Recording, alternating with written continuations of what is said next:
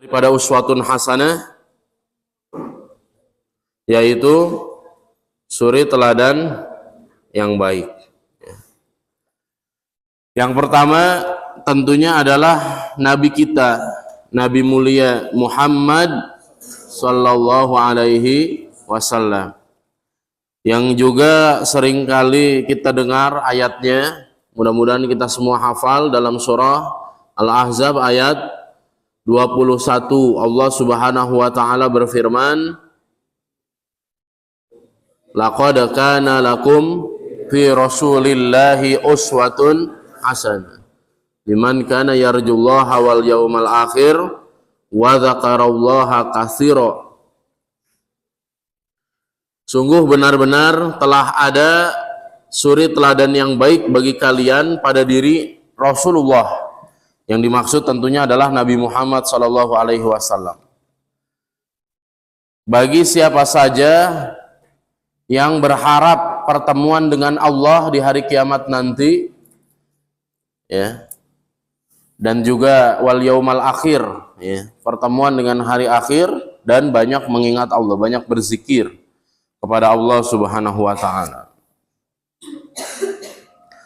Adapun sosok yang kedua, figur kedua sebagai uswatun hasanah ialah Nabi mulia, yaitu Nabi Ibrahim alaihi salam, sebagaimana yang ditegaskan oleh Allah di dalam firman-Nya surah apa? Tentang uswatun hasanahnya Nabi Ibrahim alaihi salam yang patut untuk kita ikuti, yaitu surah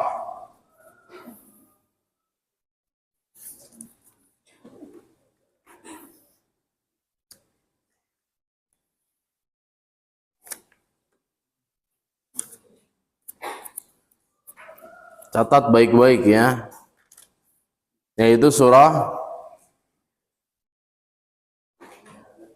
Al-Mumtahanah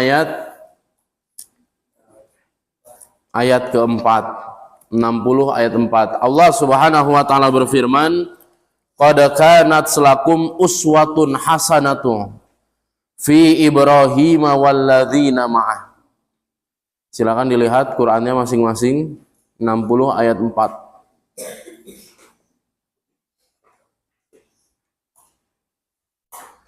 Qad kanat lakum uswatun hasanatun fi Ibrahim walladzina ma'ah.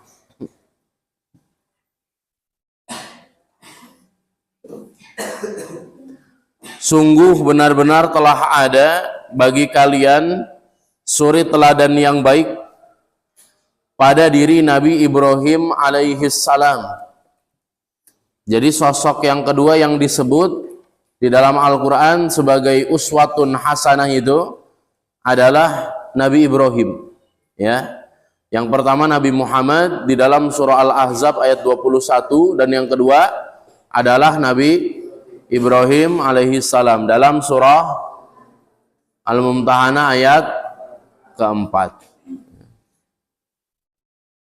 Bertepatan dengan dimana kita akan memasuki bulan Zulhijjah, bulan terakhir dalam penanggalan Hijriah dalam satu tahunnya, bulan orang-orang melaksanakan ibadah haji dan kurban, bulan yang begitu identik dengan Nabi Ibrahim alaihi salam, ya. Maka di kesempatan pagi hari ini kita mau menelaah apa saja sisi percontohan yang dilakukan oleh Nabi Ibrahim alaihi salam yang kemudian wajib untuk kita ikuti. Apa saja kisah-kisah Nabi Ibrahim alaihi salam yang menjadi inspirasi bagi kita sehingga Nabi Ibrahim disebut sebagai uswatun hasanah. Yang pertama apa?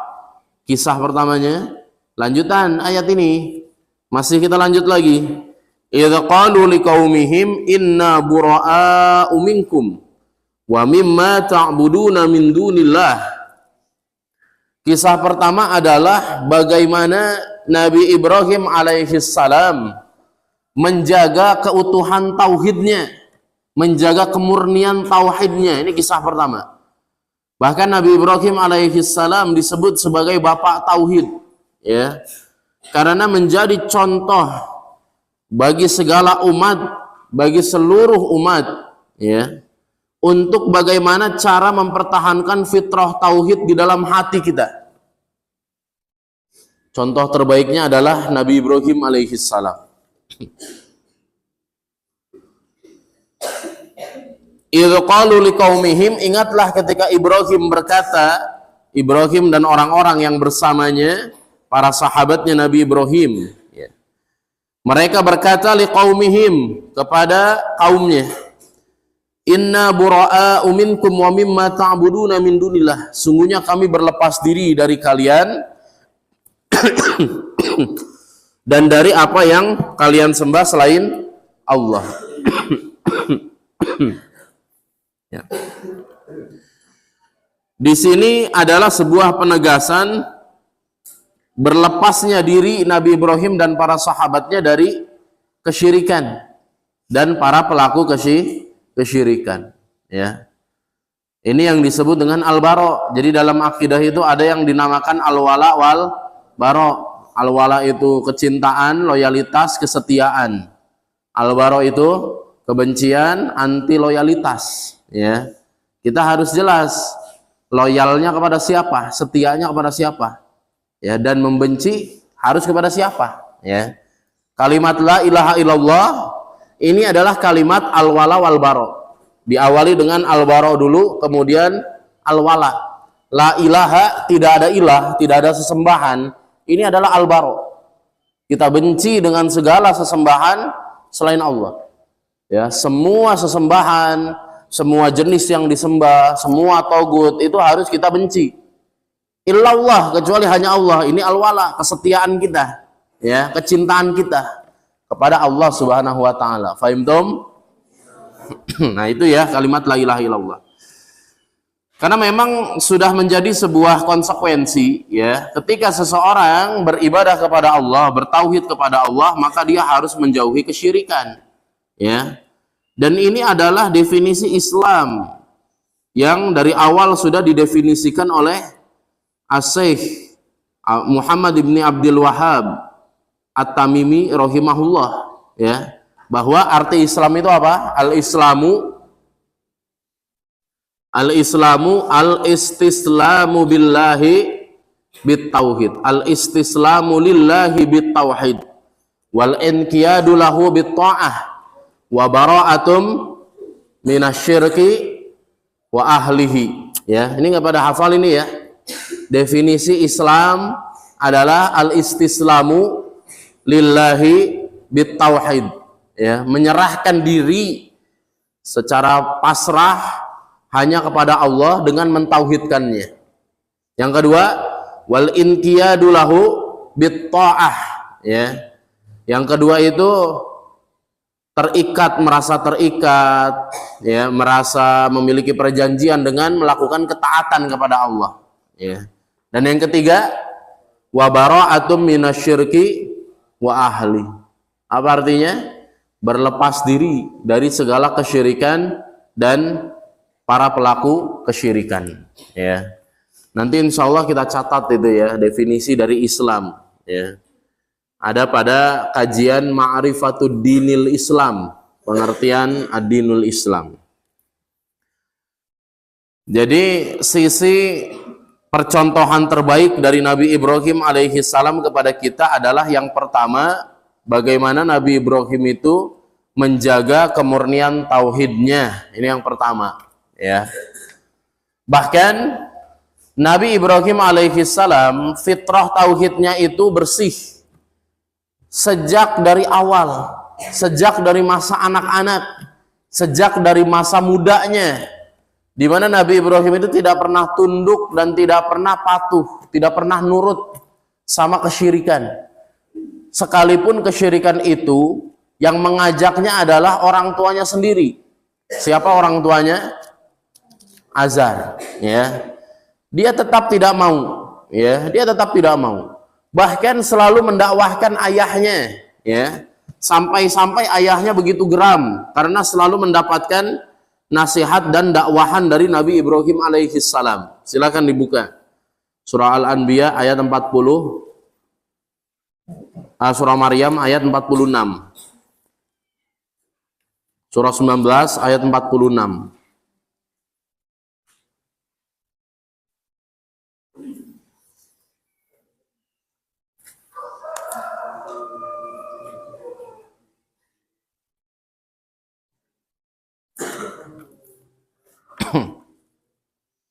Dari ayat 45, ya abati inni akhafu ayyamassaka azabu minar rahman fatakuna lisyaitani waliya. Wahai ayahku, sesungguhnya aku khawatir engkau akan ditimpa azab dari Ar-Rahman, dari Allah yang Maha Pemurah, sehingga menjadikanmu sebagai kawan bagi syaitan. Ayat 46-nya, ayahnya menjawab, qala, ia berkata, aragibun anta an alihati ya Ibrahim, sebenci itukah engkau kepada Tuhan-Tuhanku wahai Ibrahim? Ya. Sebegitu bencinya engkau kepada patung-patung sesembahanku wahai Ibrahim, sehingga selalu dicaci maki berhala-berhala itu oleh Nabi Ibrahim. Padahal caci makinya ini bukan secara fisik ya, akan tetapi Nabi Ibrahim mencoba dengan argumentasinya ya menggugah pikiran, ya menyadarkan pikiran dari ayahnya, ya. La illam tantahi la arjumannaka wahjurni maliya. Jika engkau tidak berhenti dari berdakwah, jika engkau tidak berhenti menyuarakan kebenaran, maka aku akan merajammu, aku akan melemparmu dengan batu. La arjumannak, aku akan merajammu, ya. Wahjurni maliya, dan tinggalkanlah aku dalam waktu yang tidak sebentar, ya. Jadi diasingkan Nabi Ibrahim, dijauhi oleh ayahnya dan juga oleh kaumnya, ya. Tapi apakah Nabi Ibrahim alaihi salam berhenti dakwahnya? Tidak. Walaupun mendapatkan ancaman yang begitu tegas dari ayahnya, ternyata ia tidak sama sekali memberhentikan perjuangan dakwahnya. Dia tetap maju, dia tetap lanjut, ya.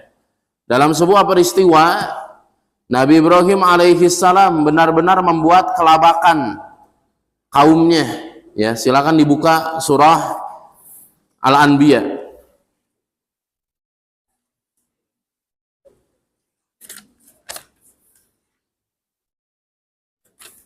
ayat ke-58.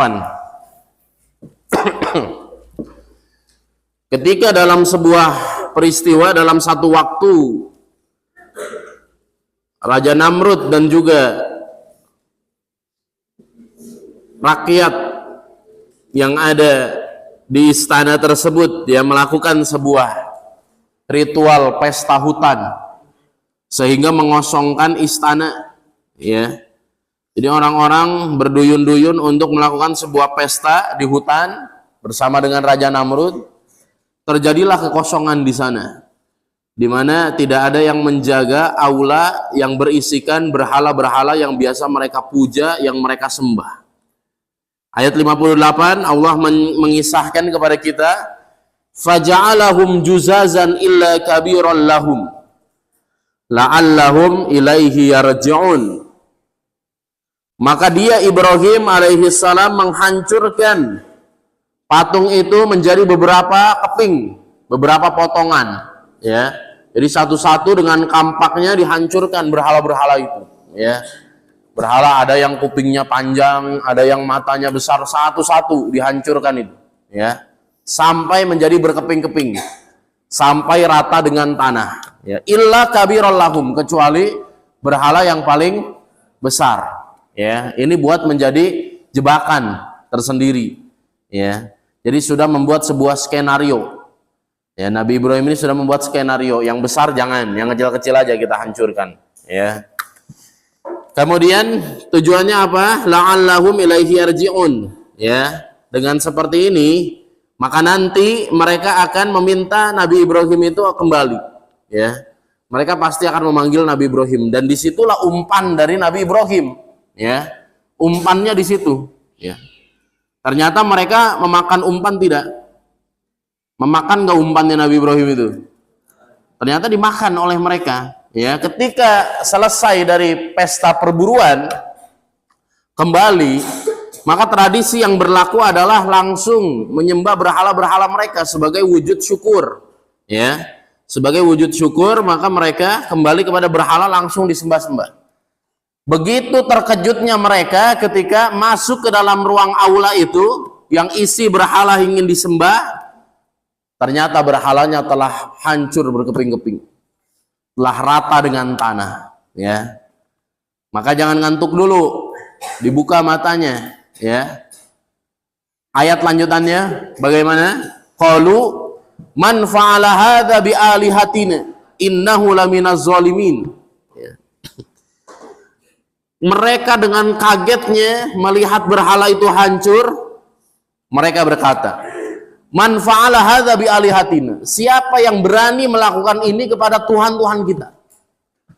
Siapa yang lancang berani merusak sesembahan-sesembahan kita, patung-patung kita? Ya. Sesungguhnya ia termasuk orang yang aniaya. Ya. Kemudian selanjutnya di antara mereka ada yang berkata, qalu, mereka berkata, sami'na fatan yazkuruhum yuqalu lahu Ibrahim. Ya. Sami'na fatan, kami sungguh telah mendengar ada seorang pemuda. Ya. Yazkuruhum, yang suka disebut-sebut. Ya, yang mereka itu suka, orang itu suka mencela berhala-berhala kita, menjelekkan berhala-berhala kita. Yuqalu lahu Ibrahim, yang suka dipanggil dengan sebutan Ibrahim. Ya, jadi tersangkanya sudah ada. Siapa? Yaitu Nabi Ibrahim alaihissalam. Maka dipanggillah Nabi Ibrahim itu. Ya, terjadilah argumen, debat argumen, adu argumen antara Nabi Ibrahim dengan orang-orang yang musyrik tersebut. Ya, mereka dengan mudahnya langsung menunjuk Nabi Ibrahim, menuduh Nabi Ibrahim sebagai pelaku dari rusaknya semua berhala itu. Akan tetapi Nabi Ibrahim alaihissalam, ya, menyatakan bahwa tanyakan saja kepada Tuhan itu tuh, kepada patung yang paling besar, pasti dia tahu. Ya. Itulah jebakan Nabi Ibrahim, umpan dari Nabi Ibrahim yang ternyata dimakan oleh mereka. Dengan mereka mengatakan, mana ada patung yang bisa berbicara, mana ada patung itu bisa diajak berbicara, ditanya kemudian nanti dia akan menjawab, tidak ada. Ya, itu maka dikembalikan oleh Nabi Ibrahim, dibalikin oleh Nabi Ibrahim. Kalau begitu, mengapa engkau minta kepadanya? Kalau begitu, kalau patung memang tidak bisa melakukan sesuatu, mengapa engkau sembah? Penyembahan itu adalah sebuah permintaan.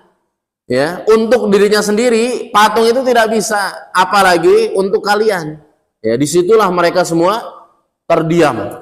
Ya, tidak ada yang bisa menyanggah argumen Nabi Ibrahim alaihissalam. Tapi kemudian gengsi mereka begitu besar, dan karena mereka punya kekuasaan, mereka berbuat semena-mena. Ya, dengan apa?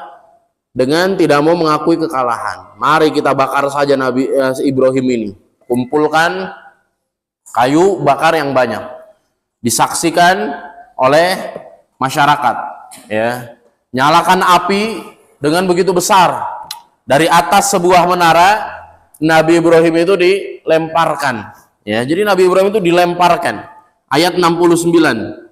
Dari ayat 68, qalu harrikuhu, mari kita bakar saja Ibrahim ini, wansuru alihatakum, dan kita tolong Tuhan-Tuhan kita. Jadi dia yang nolong Tuhannya.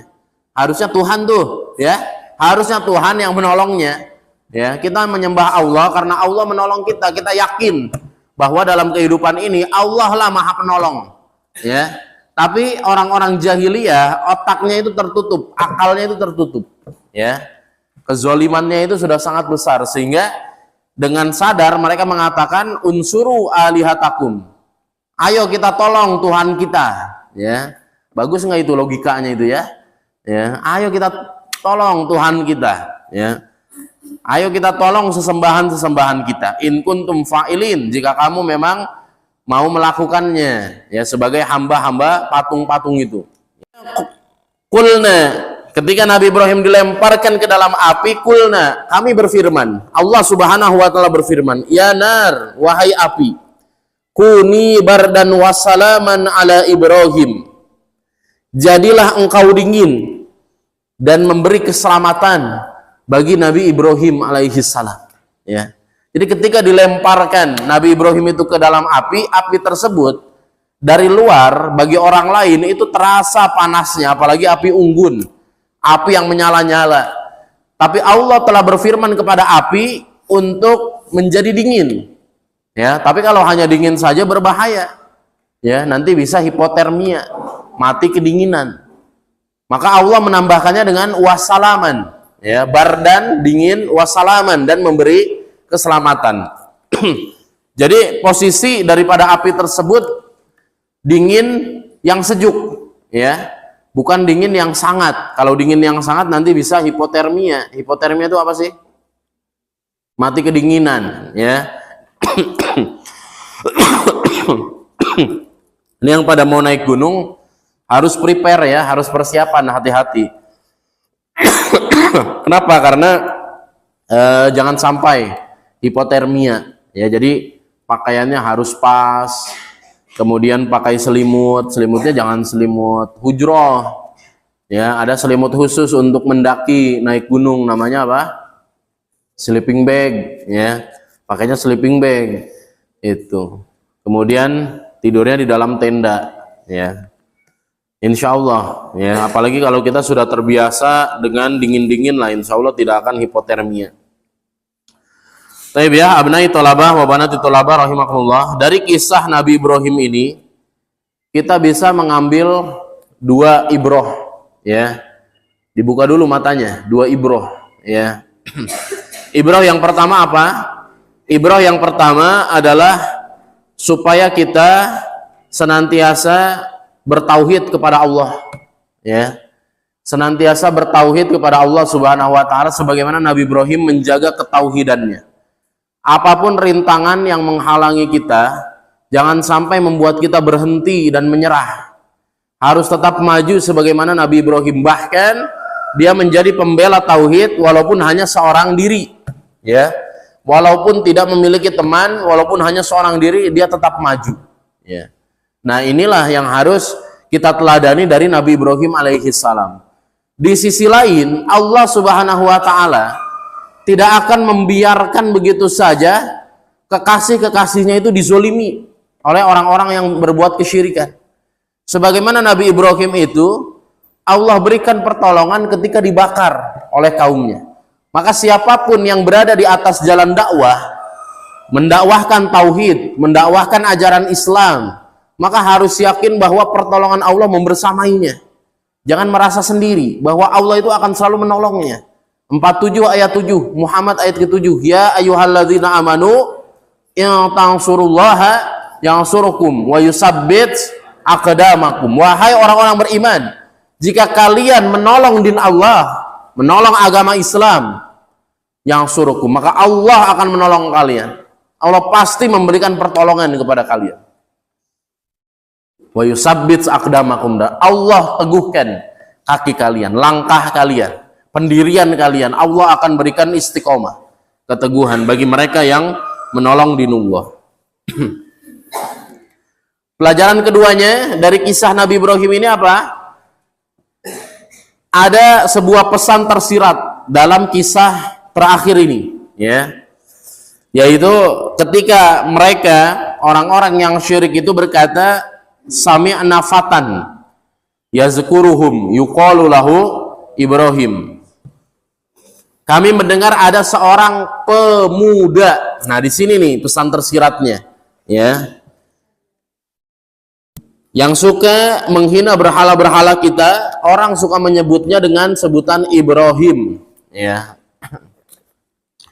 Jadi Nabi Ibrahim ketika membela tauhid, usianya itu adalah usia pemuda, ya. Usia muda itu usia kapan itu?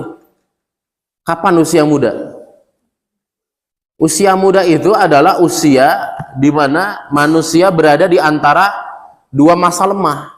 Jadi usia muda adalah masa kuat yang terjadi di antara dua masa yang lemah, ya. Tengah-tengah adanya. Masa yang lemah pertama adalah masa anak-anak. Kemudian baru beranjak menjadi pemuda, pemudi. Setelah lewat masanya, lemah lagi menjadi masa orang tua. Ya, sudah menjadi tua, ya. Itu. Kalau menurut para ulama itu ya banyak perbedaan pendapat tentang masa muda. Ya, pemuda-pemuda itu dari umur berapa sampai umur berapa gitu ya. Mungkin mulainya dari umur baligh, ya, ketika dia sudah mendapatkan amanah untuk syariat, menjalankan syariat, ya, mungkin di kita sekitar 13 tahun, 14 tahun, ya, sampai umur berapa? 40 tahun. Bahkan 40 tahun banyak yang mengatakan masih muda juga, ya, sampai 40 tahun. Patokannya jangan main bola, ya, patokannya jangan main bola. Kalau main bola 40 tahun udah lumayan, ya. Pemuda itu bukan hanya fisiknya saja, memang prime-nya olahraga itu dari umur belasan sampai umur 35 lah paling prime itu ya, atau 30, ya. Tapi kalau untuk akal justru prime-nya itu ada di umur 40 tahun. Ya, kecerdasan berpikir, kematangan dalam bersikap itu 40 tahun. Ya, sampai 50 tahun. Itu masa kemasannya di situ justru, ya. Itu. Apa yang bisa kita ambil pelajaran di sini? Pemuda haruslah seperti Nabi Ibrahim alaihissalam, yang aktif, yang berani menyuarakan kebenaran, ya, yang selalu berada di garda terdepan untuk membela ajaran Allah.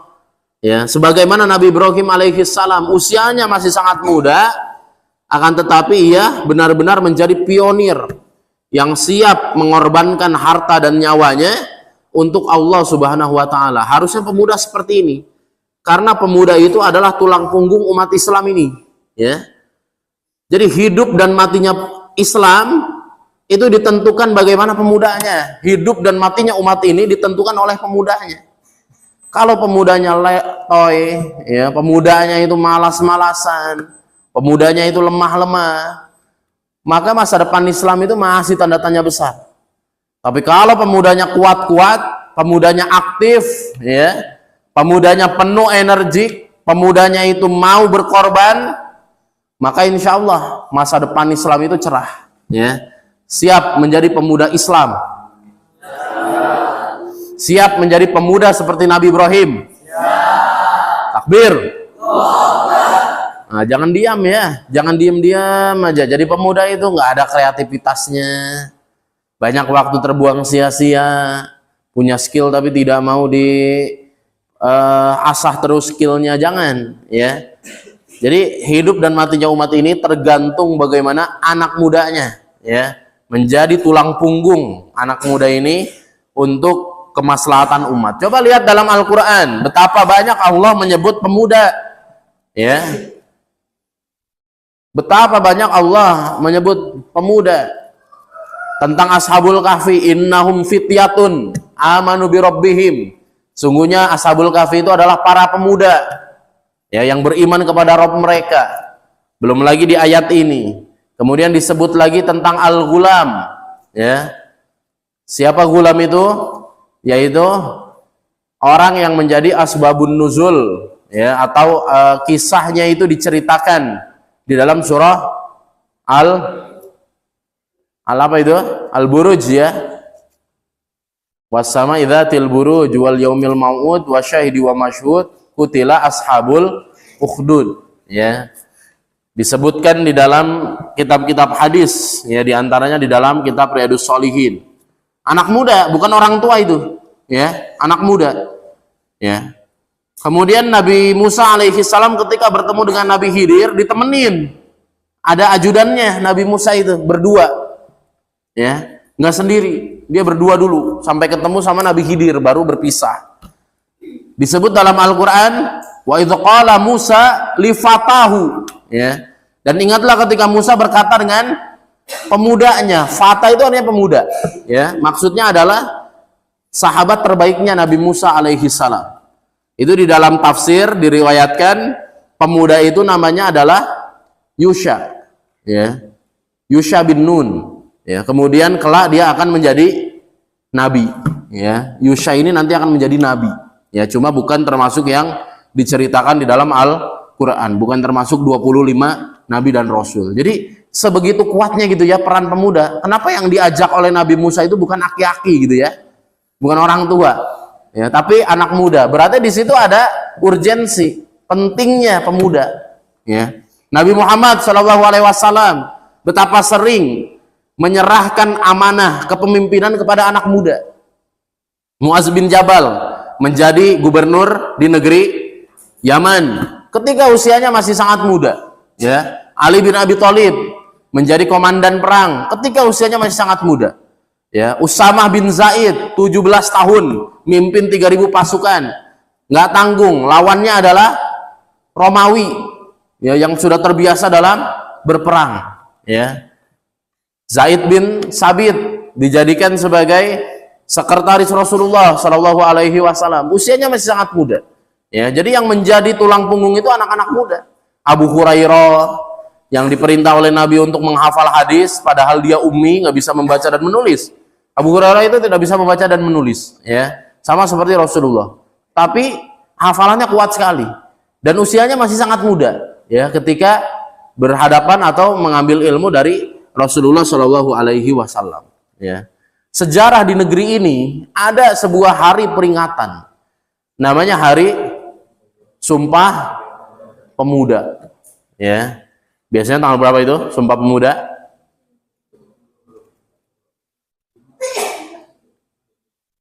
Yaitu tanggal, kan suka diperingati tiap tahun itu ya, yaitu tanggal